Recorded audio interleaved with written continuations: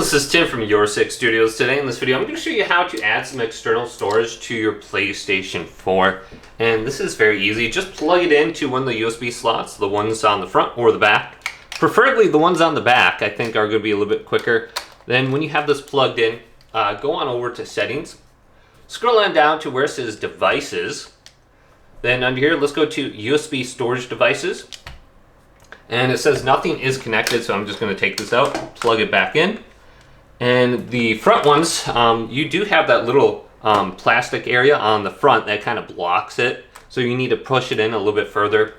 And then here's my USB 3.0. So let's select this. And then we can format this as extended storage right down here.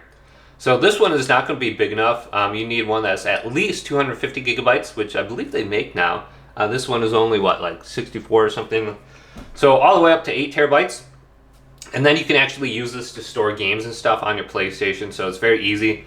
Just plug it in, format it, and then you should be able to transfer games over to it. Then we also have the option, if we press options on our controller under here, we can format our USB drive under here as well. So you can see format as EXFAT. So I can do that right now.